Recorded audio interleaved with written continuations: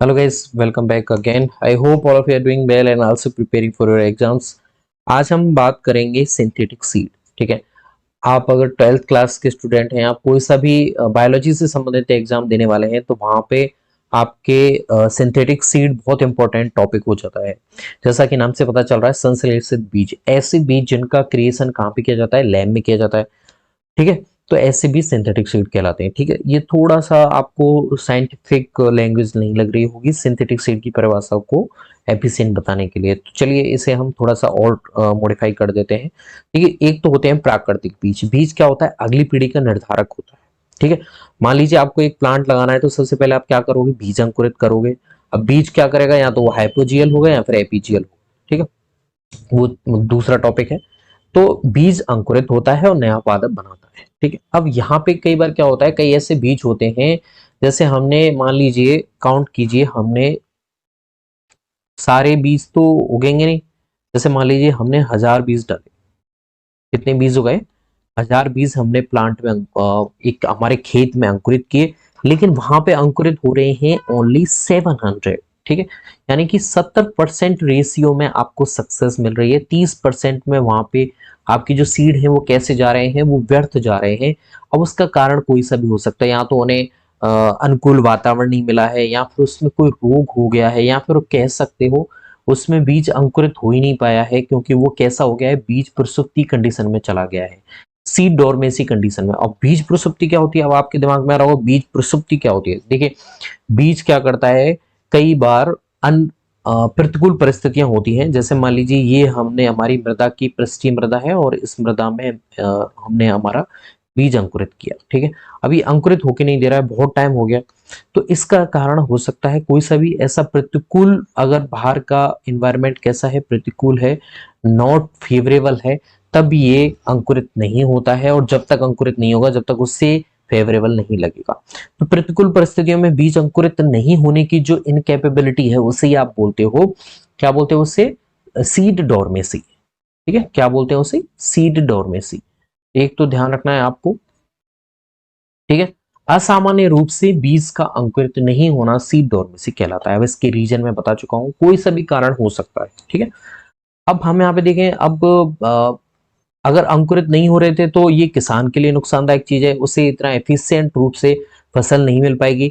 तब एक दिमाग आया, बायोटेक, जो बायोटेक में जो भी साइंटिस्ट थे उनके माइंड में एक विचार कौन था कि क्यों ना कुछ ऐसे बीज क्रिएट किए जाएं जिनमें सक्सेस रेशियो ज्यादा हो, यानी कि 90% से भी ऊपर हो, उसमें सीड डोरमेसी नहीं देखने को मिले। तो प्रयोगशाला में एक ऐसे बीज, कैप्सुलेटेड हाइड्रोजेल, कैप्सुलेटेड जेल में, जिसमें सारे पोषक तत्व हो, विटामिन हो, हार्मोन्स हो, प्लांट ग्रोथ हार्मोन्स हो, एंटीबायोटिक हो, पेस्टिसाइड वाले लक्षण हो, तो जेनेटिक्स के उत्तम लक्षणों का प्रयोग करते हुए कुछ ऐसे बीज बनाए गए प्रयोगशाला में किसान के लिए, ताकि उसकी फसल या फिर आय है उस पर बहुत अच्छा असर पड़े। तो ऐसे बीज कहलाते हैं सिंथेटिक सीड। दूसरा देखें, ये कैसे होते हैं? ये जेल के मन के होते हैं, जिनमें कायिक भ्रूण या कलिका आवश्यक पोषक तत्व होते हैं। पोषक तत्व में कौन कौन से चाहिए प्लांट को? देखिए, एक तो आपके प्लांट ग्रोथ हार्मोन चाहिए होते हैं। ठीक है, दूसरा आपके क्या चाहिए होती है? सुक्रोज शर्करा चाहिए होती है। अकार्बनिक तत्व चाहिए होते हैं। कार्बनिक तत्व में आपके कार्बोहाइड्रेट, वसा और प्रोटीन हो गए। अकार्बनिक में आपके जितने भी पोषक तत्व हैं, चाहे वो दीर्घ पोषक तत्व हैं, चाहे वो सूक्ष्म पोषक तत्व, वो सभी चाहिए होते हैं। तो यही मैं कहने की ट्राई कर रहा हूँ, ये क्या होते हैं, एक तरह से जैसे मान लीजिए ये एक मन का है, ये एक मन का है। ठीक है, उस मन के में अंदर क्या है? लिक्विड भरा हुआ है, वो जेल है, वो पोषक तत्व का एक मटेरियल भरा हुआ है, उसमें तुम्हारी ये वाला क्या है? चमकीला पदार्थ मान लीजिए, ये एम्ब्रियो है। ठीक है, और ये जेल, जेल में आपके क्या है? पोषक तत्व है, विटामिन से, एंटीबायोटिक है, और कोई सा भी आपको लग रहा है कोई सा भी अच्छा जीन है जो जेनेटिक इंजीनियरिंग की मदद से आप उसे डाल सकते हो, तो वो आपका चॉइस जीन है, वो भी आपने डाल दिया यहाँ पे। तो ऐसे पोषक आपने सारी चीजें करके दे दी। अब कोई नॉर्म एक आध परसेंट कंडीशन ऐसी होगी जब वो सी डोरमेंसी कंडीशन में चला जाएगा, नहीं तो 98% क्या होगा? अब ये अंकुरित होने वाला है वहां पे जाके। ठीक है, तो यही कहने की मैं बताने की ट्राई कर रहा हूँ कि ये जेल के मन के होते हैं, जिनमें सोमेटिक एम्ब्रियो को ले सकते हैं, बर्ड को ले सकते हैं, आवश्यक पोषक तत्व, और जैसे प्लांट ग्रोथ हार्मोन ने, जिससे भ्रूण कलिका या फिर आपकी जो प्रोहकलिका है वो स्वस्थ पादप बना सके। ठीक है, क्या बना सके? स्वस्थ पादप बना सके। आगे चलते हैं। ये वास्तव में इनकैप्सुलेटेड, ये लाइन आपको ध्यान रखनी है, ये कैसे होते हैं? इनकैप्सुलेटेड, मेरे साथ लिखते हुए चलना है आपको, ठीक है, जिससे आप कंसंट्रेट रहे। इनकैप्सुलेटेड सोमेटिक एम्ब्रियो होते हैं जो फंक्शन रूप से, सॉरी, जो फंक्शनल रूप से कैसे होते हैं? सामान्य बीजों के समान ही प्लांटलेट यानी कि पादपक बना सकते हैं। पादप का जो छोटा सा रूप होता है उसे हम बोलते हैं, जो लेबोरेटरी में हम बनाते हैं ना परखनली में, उसे हम बोलते हैं प्लांटलेट। ठीक है, तो ये वास्तव में सिंथेटिक कैसे होते हैं? इनकैप्सुलेटेड सोमेटिक एम्ब्रियो होते हैं जो फंक्शनल रूप से सामान्य बीजों के समान होते हैं, लेकिन हमने यहाँ पे सारी चीजें करके देती है। ठीक है, आगे बढ़ते हैं। अब इसके बनाने के कारण क्या है? इनकैप्सुलेटेड मटेरियल को सीधे ही खेत में प्लांटेशन किया जा सके, उसका रोपण किया जा सके। कई बार क्या होता था, जैसे कुछ बीज होते हैं उन्हें हमें क्या करना पड़ता है? स्टोर करके रखना पड़ता है, साथ में ही आप उन्हें एक साथ बाहर जाके वातावरण में अंकुरित नहीं कर सकते हैं, क्योंकि उसे बाहर का इन्वायरमेंट नहीं पता है किस तरह का है, तो वो झेल नहीं पाएगा उस चीज को, तो वहां पे उसे एक्लिमाइट करना पड़ेगा, वो उसे अनुकूलित करना पड़ेगा। तो इस कंडीशन में क्या करना पड़ेगा? आपको संसाधन खर्च करने पड़ेंगे, ये महंगी प्रक्रिया हो जाएगी। तो इस वजह से सिंथेटिक सीड का क्रिएशन किया गया, जिसमें एनकैप्सुलेटेड मटेरियल को बिना एक्लिमाइजेशन के, बिना बाहर का एनवायरमेंट दिखाए सीधे ही खेत में रोपण किया जा सके। तो इससे समय बचता है, संसाधन बचते हैं आपके, और जो खर्चा होता है संसाधनों पे वो भी यहाँ पे बचता है।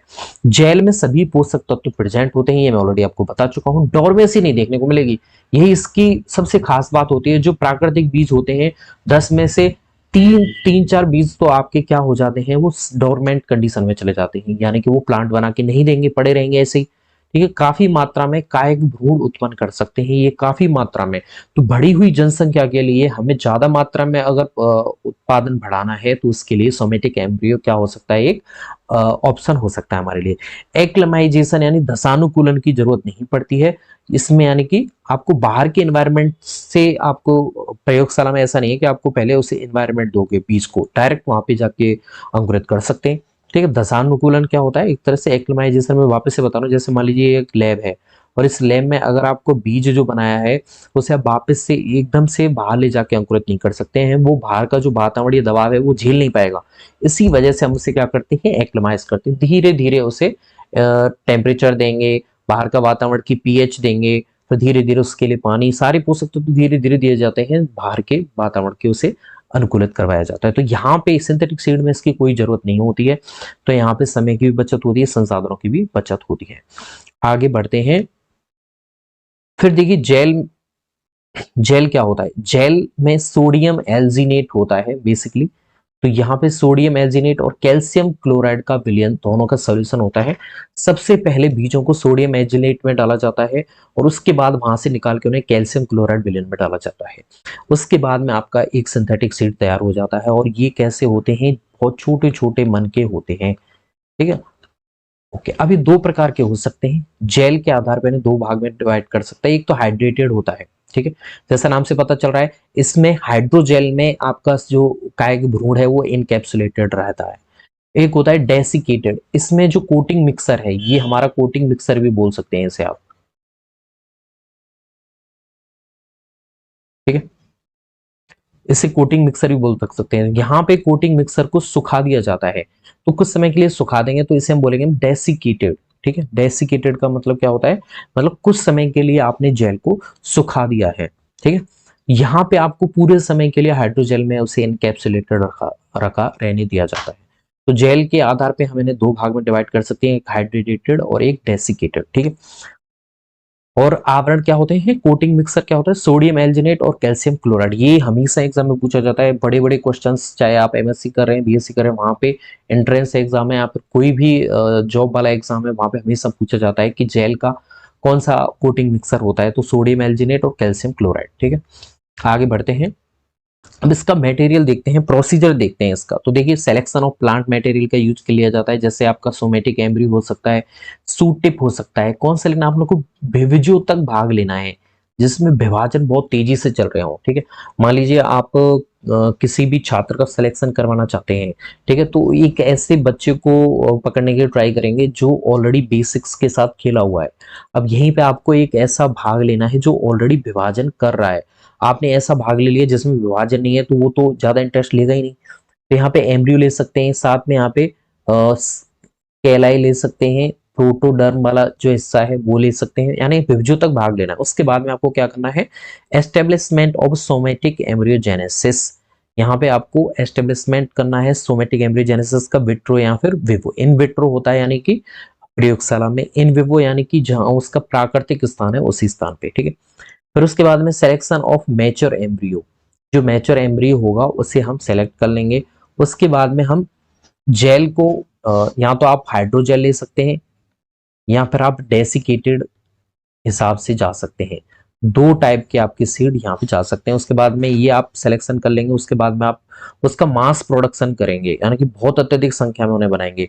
फिर उसे इनकैप्सुलेटेड कर देंगे, और इनकैप्सुलेटेड करने से पहले आपको क्या करना पड़ेगा, जैसे सीड है, सीड को कुछ समय के लिए आपने क्या किया है, उसमें डालेंगे सोडियम एल्जिनेट के सॉल्यूशन में डालते हैं 30-40 मिनट तक। उसके बाद में निकाल के उसे फिर कैल्शियम क्लोराइड वाले सॉल्यूशन में डाल दिया जाता है। तो ये उस बीज के चारों तरफ क्या हो जाता है, वो इनकैप्सुलेटेड हो जाता है। उसके बाद में हमारा सिंथेटिक सीड का डेवलपमेंट हो चुका है, उसका स्टोरेज कर सकते हो, और स्टोरेज करने के बाद में उसे अगर हम चाहे तो प्लांट का डेवलपमेंट भी करवा सकते हैं, यानी कि उससे बाहर जाके प्लांटेशन कर सकते हैं, उससे रोपण कर सकते हैं, ठीक है। या तो ग्रीन हाउस में लगा सकते हैं या फिर फील्ड में प्लांट कर सकते हैं। तो ये इसका प्रोसीजर है। आपको सबसे पहले विभजों तक भाग लेना है, उसके बाद में आपको सोमेटिक एम्ब्रियोजेनेसिस करना है, और उसके बाद में मैच्योर एम्ब्रियो का सिलेक्शन करना है, और उसके बाद में आप जेल देख सकते हैं कौन सा भाग बनाना चाहते हैं, या तो हाइड्रोजेल रखना चाहते हो या फिर डेसिकेटेड रखना चाहते हो। उसके बाद में इसका मास प्रोडक्शन करेंगे। मास प्रोडक्शन के बाद में आप बीज के ऊपर क्या करेंगे, जेल की कोटिंग करेंगे, कोटिंग मिक्सर करेंगे, ठीक है। उसके बाद में आप इन्हें स्टोर कर सकते हो। अगर अभी उगाना नहीं चाहते हैं, अगर उगाना है तो आपको ग्रीन हाउस मंगा सकते हैं, फिर सीधे फील्ड में लेके जा सकते हैं, ठीक है। तो guys this will be all about, ये मैंने आपको बताने की ट्राई की है सिंथेटिक सीड के बारे में। आई होप आपको समझ में आएगा। मिलता हूं नई वीडियो में नई किसी टॉपिक के साथ। धन्यवाद।